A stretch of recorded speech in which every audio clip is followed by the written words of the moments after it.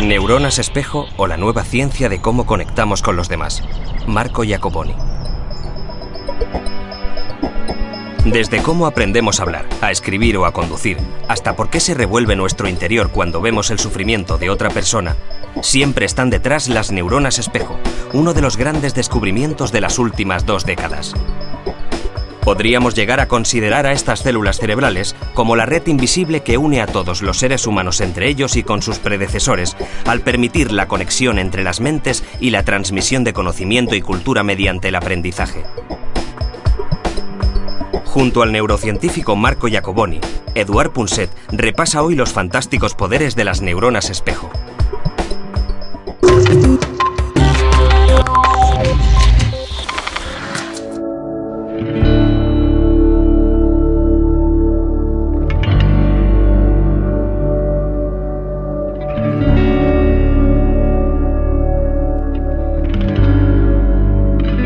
Siempre pensé que hace unos 50.000 años, más o menos, hubo alguien que supo intuir lo que estaba cavilando el cerebro del que tenía enfrente. Y esto, solo esto, le dio una ventaja comparativa, vamos, insalvable para los demás.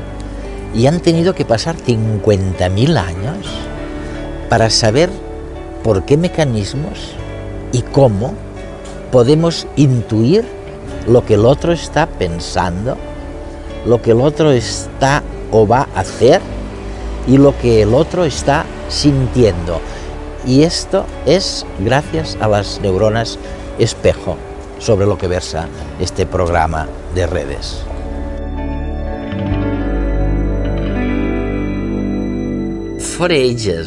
Durante años hemos intentado entender cómo podemos deducir lo que los demás piensan, lo que los demás sienten o incluso lo que hacen, ¿no? Y de repente los expertos como tú sugerís que es porque cuando sientes, escuchas o ves algo, hay un tipo de neurona llamada neurona espejo que se activa, de acuerdo a lo que decís vosotros, y que participa en todo esto.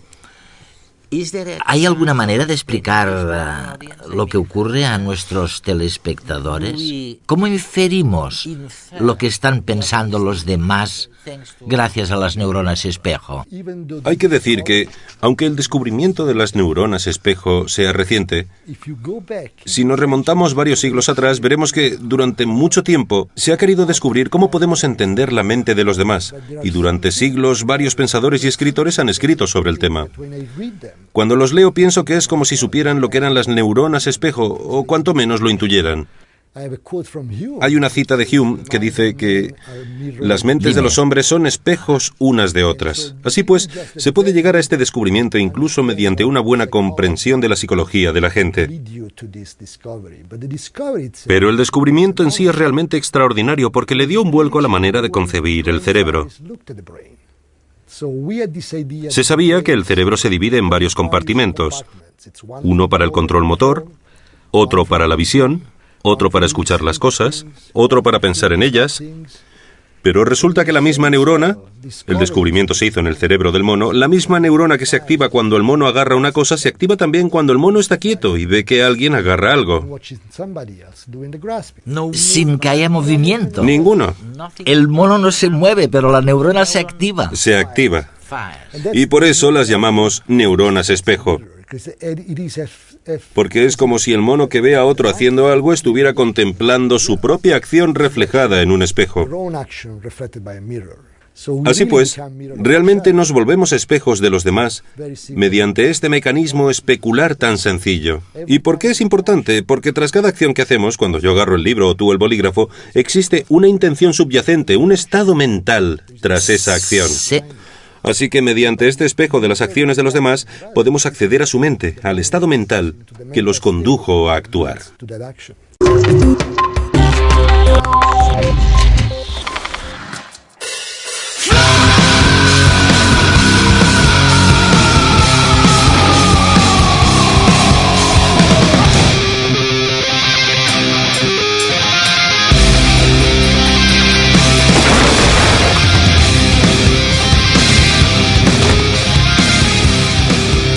Ante esta serie de imágenes, seguro que muchos de vosotros os habéis removido en el sillón.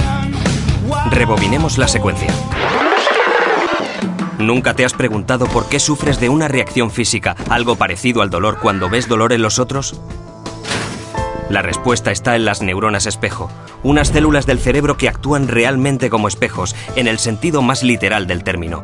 Reflejan las sensaciones de los demás y hacen que las sintamos casi como si las viviésemos en nuestra propia piel. Si no fuera por ellas, no existiría el cine ni el teatro. Nadie se estremecería ante el trabajo de los actores que se besan o lloran, o acometen proezas heroicas.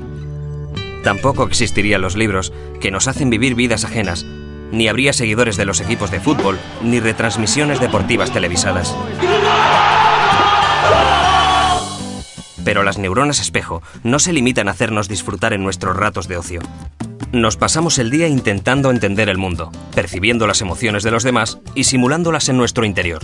Y es que las neuronas espejo no descansan, interpretan hasta los más insignificantes detalles musculares de las personas que nos rodean, de forma automática, informándonos de cómo se sienten a cada momento. Podríamos decir que nuestro cerebro es un radar andante especializado en detectar lo que le rodea. En realidad, le importa más lo que ocurre a tu alrededor que saber quién protagoniza cada acción. Tú, como individuo, le importas menos de lo que crees.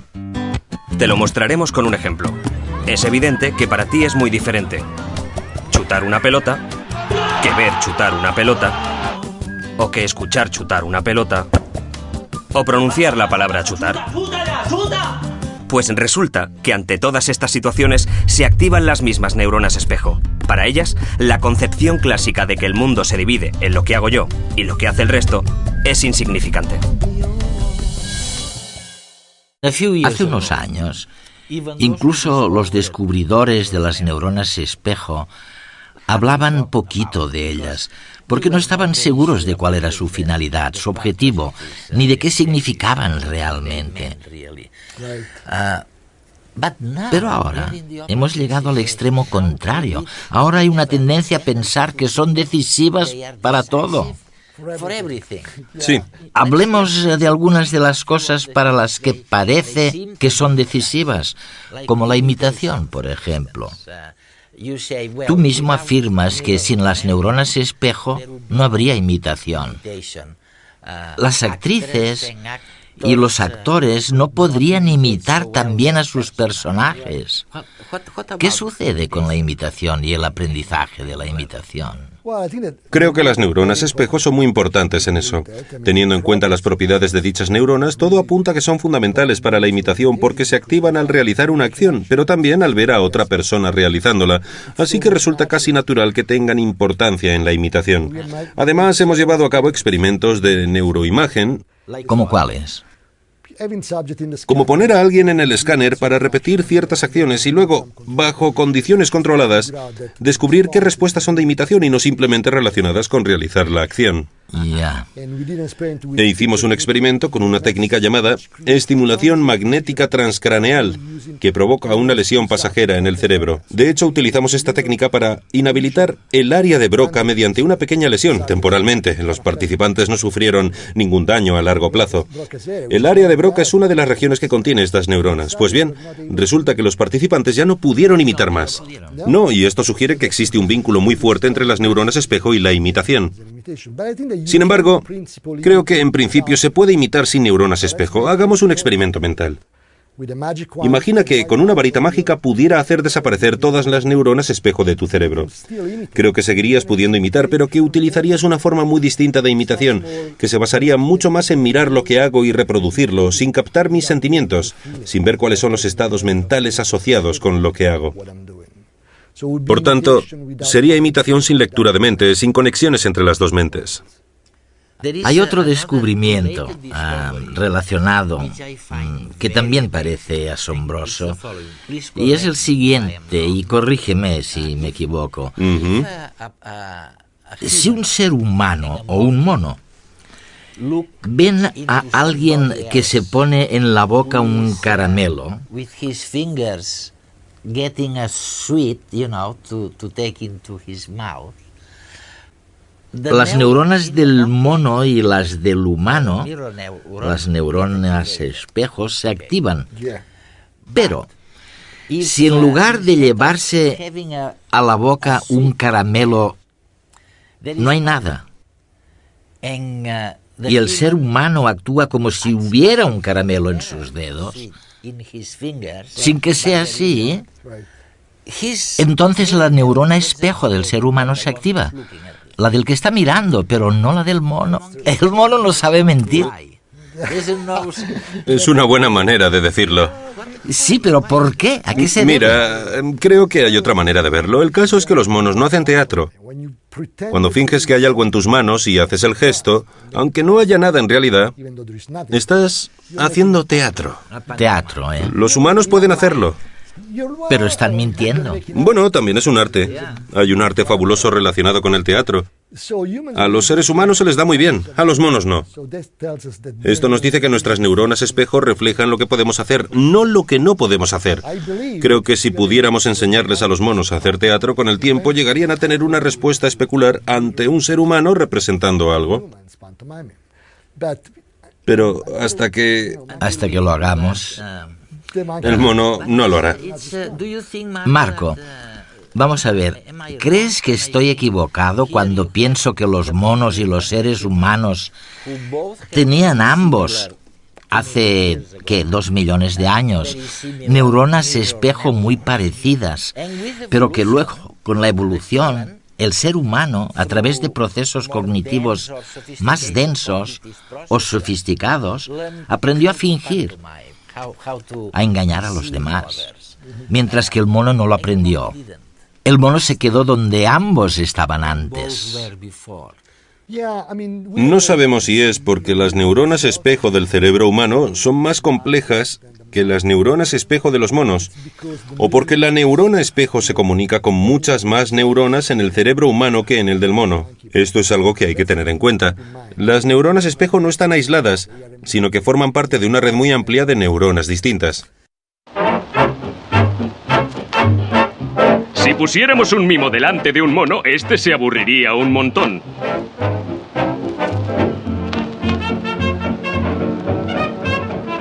Sin los objetos reales, sus neuronas espejo no se activarían. El mono no entendería las acciones del actor.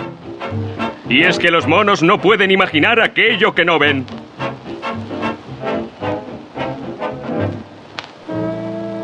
Nosotros, los humanos, somos muy diferentes. Al contrario que los primates, somos capaces de creernos cosas que sabemos que no existen. De hecho, nos encanta hacerlo. Gracias a nuestra extraordinaria imaginación podemos comprender los estados mentales de los demás, simulándolos en nuestro cerebro y sintiendo lo mismo. Esto es lo que llamamos imitación y es la base de las relaciones humanas.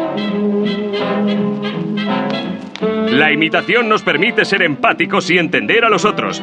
Es nuestra manera de conocer el mundo que nos rodea. Por tanto, podemos concluir que la imitación es una sofisticada forma de inteligencia.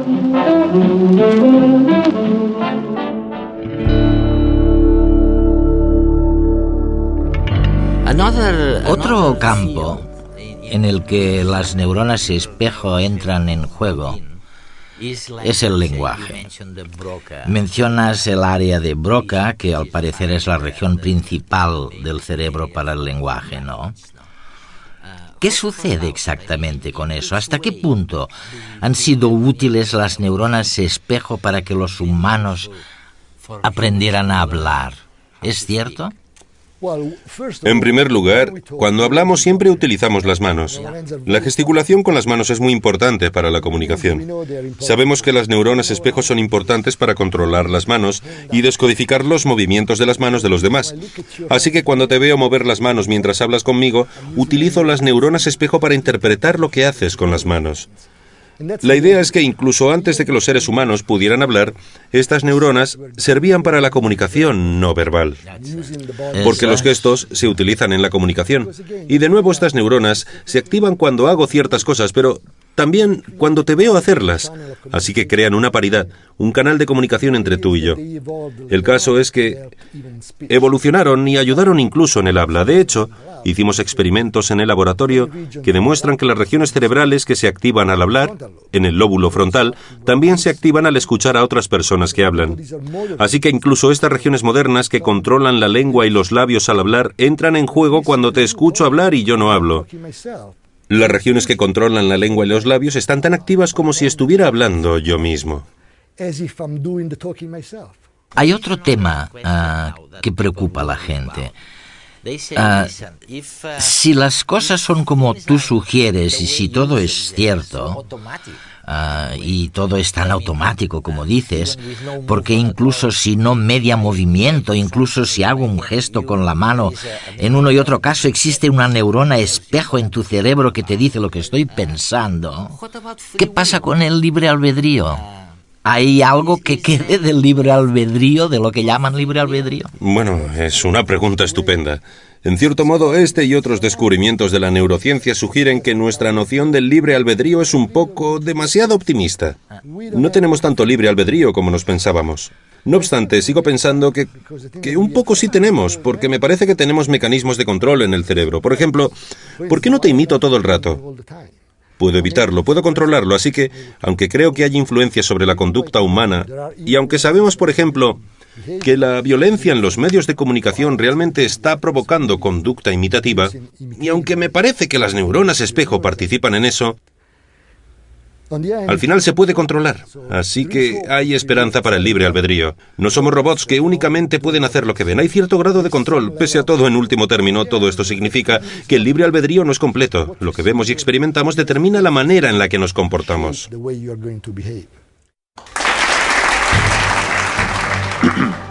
Buenas noches. ¿Se ha parado a pensar en la cantidad de cosas que hacen sus manos por usted?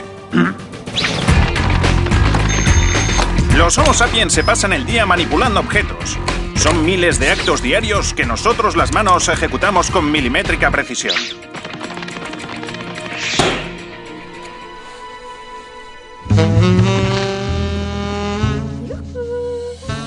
¿Y cómo creen ustedes que nos las apañamos para ser tan eficientes? Las neuronas espejo detectan el movimiento de las otras manos y enseñan a las propias a imitarlas. Desde que nacen, se dedican a perfeccionar este arte. Sin embargo, en realidad no se trata solo de repetir movimientos. No, es algo mucho más profundo, más sofisticado. Considere estas tres escenas. Imagine que usted observa a uno de los nuestros, una mano, quiero decir, tomando una taza de una mesa. Sus neuronas espejo se activarán un poco porque detectarán el grácil movimiento.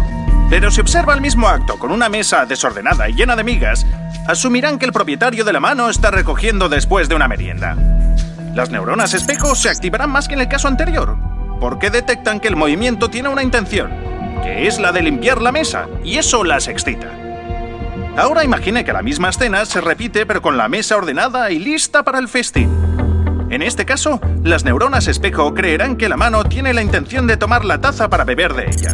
Y por tanto, se activarán al máximo, porque beber, para nuestro cerebro, es una intención mucho más fundamental que limpiar. Es decir, que las neuronas espejo identifican, además de los movimientos, las intenciones que hay detrás. Esto tiene consecuencias sorprendentes. La simple presencia de esta manzana pone en funcionamiento un plan de las neuronas espejo para cogerla, ajustando la apertura entre los dedos al tamaño de la fruta. Pero si repetimos la acción colocando junto a la manzana una uva, el cerebro elaborará rápidamente un programa de agarre alternativo. La mano buscará una abertura intermedia entre ambos tamaños, por si se decide a cambiar de opinión y escoger la uva. Usted no se da cuenta de esto porque es un mecanismo inconsciente. Pero no importa. Ya ve que las manos estamos preparadas para cualquier eventualidad. Así de precisas somos. Buenas noches.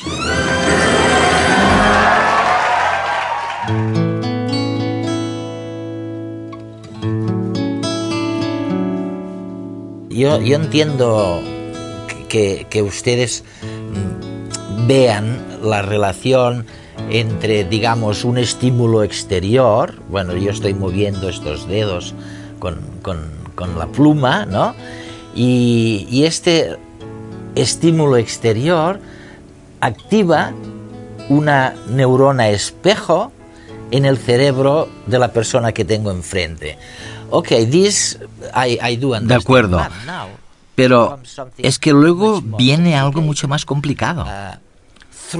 A través de las neuronas espejo se transmite mediante la ínsula, que es una especie de estructura de conexión del cerebro a las emociones, de conexión. Y las emociones, en principio, no parecían tener nada que ver con las neuronas espejo.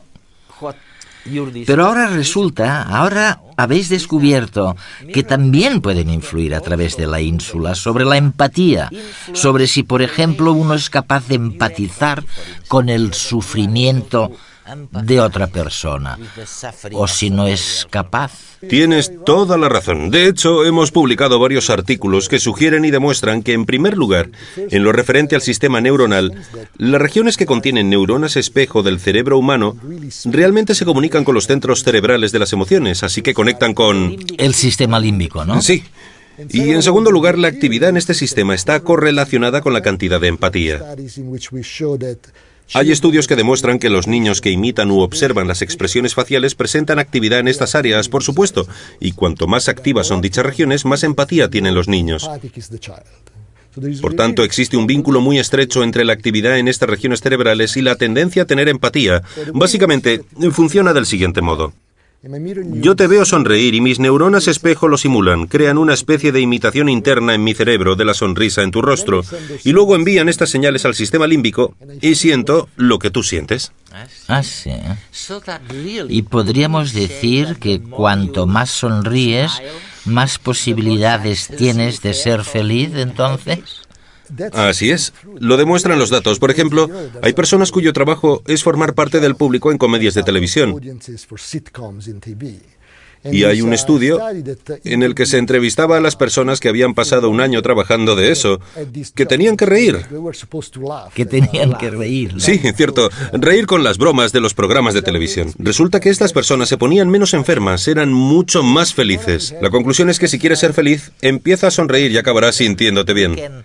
O sea que riendo o estando tristes, podemos influir en nuestra mente en una o en otra dirección. Sí, se puede hacer en ambos sentidos.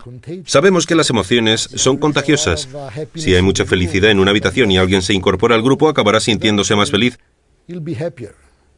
Porque existe esta transmisión de emociones de una persona a otra. Otra manera de lograrlo es simplemente actuar como si estuvieras feliz y acabarás sintiéndote mejor. Además, haciéndolo también influirá sobre la gente que tienes a tu alrededor. Esta no tiene que ver con la felicidad, sino con la verdadera infelicidad. Al parecer, según afirmas en tu libro, Las neuronas espejo, este tipo de neuronas también pueden decirnos algo sobre el autismo. Este trastorno mental que hace que algunas personas se vuelvan autistas, incapacitadas. Me parece muy difícil ver la relación entre una y otra cosa. Sí, teníamos la hipótesis desde el principio. Pensábamos que estas neuronas eran muy importantes para las interacciones sociales. Yo te miro y al ver tu lenguaje corporal, tus expresiones faciales y demás, accedo a tu mente, de modo que nuestra interacción resulta muy fácil de un modo natural. Pero ¿qué pasa con las personas a las que no les gusta interactuar con los demás? que se sienten muy incómodas en las interacciones sociales. Nuestra hipótesis es que tal vez estas personas tienen problemas para activar estas neuronas. Si yo tuviera problemas con la activación de las neuronas espejo, no podría leer tu mente. Y por tanto la interacción me resultaría incómoda porque no sabría lo que te pasa por la cabeza, no sabría si quieres pegarme. Hicimos estudios de neuroimagen que demostraron que, de hecho, hay actividad reducida en las neuronas espejo de los pacientes con autismo. La buena noticia es que podemos intentar utilizar este descubrimiento como una forma de intervención. Ya se están utilizando tratamientos basados en la imitación con la idea de volver a entrenar las neuronas espejo de los pacientes con autismo para que funcionen mejor.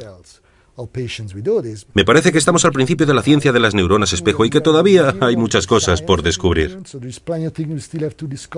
Es una gran oportunidad para el futuro. Sí.